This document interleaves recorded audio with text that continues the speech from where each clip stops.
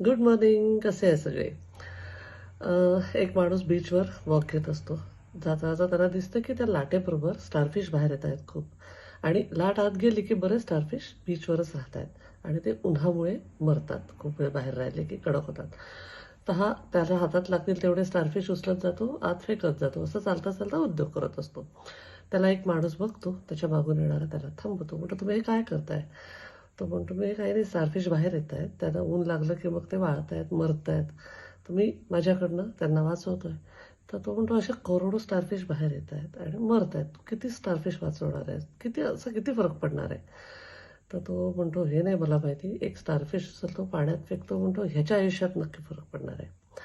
कसं असतं, एक छोटा विचार जरी असला, आता सगळे म्हणतात हे ब्लॉगर्स असतात, स्टोरी टेलर्स असतात, इतकं सगळं यूट्यूब, इन्स्टा सगळीकडे हे पॉझिटिव्ह गोष्टी सांगणारे लोक असतात, काय फरक पडणार आहे?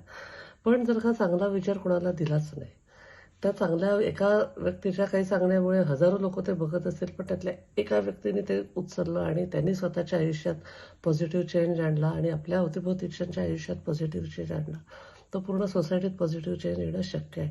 मी माझ्या बाबांची गोष्ट सांगते, आज त्यांची खूप आठवण येते. 13 वर्ष झाले ते जाऊन.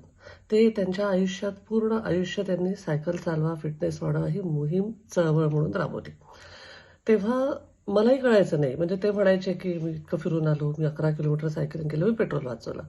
तर ते यंग ब्लड माझं. मी म्हणायचे, पण तुम्ही घरात बसले तरी पेट्रोल वाचणार आहे.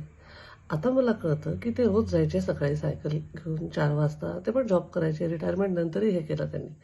तर ते माउथ ऑर्गन वाजवायचे. माउथ ऑर्गन जयोस्तु ते आणि सगळे असं स्वातंत्र्यवीर सावरकरांची किंवा देशभक्तीपर गीतं वाजत वाजत ते पहाटे 4-4:30ला निघायचे.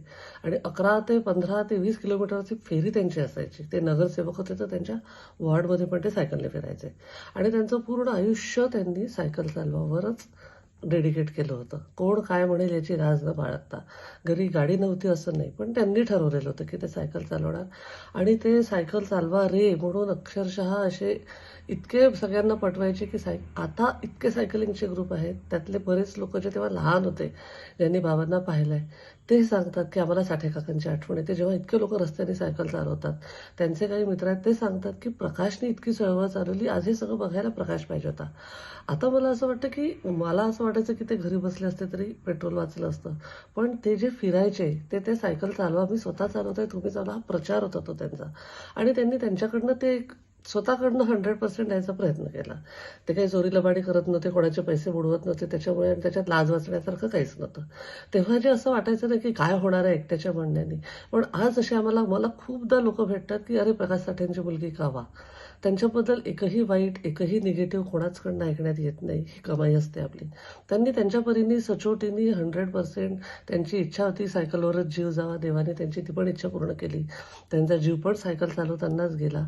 तर एक चांगला विचार घेऊन जर का आणि एक पॉझिटिव्ह विचार घेऊन जर का तुम्ही चाललात, तर तुमच्यामुळे तुमच्या आजूबाजूच्या आयुष्यात जर का निगेटिव्हिटी जात असेल, पॉझिटिव्हिटी येत असेल, तर तो विचारसुद्धा खूप आहे. Be the change you want in society म्हणतात ना, की तुम्हाला जर चांगली सोसायटी बघायची आहे, तर चांगल्या सोसायटीतल्या चांगल्या लोकांच्या विचाराकरता तुमच्याकडनं तेवढंच कॉन्ट्रीब्युशन.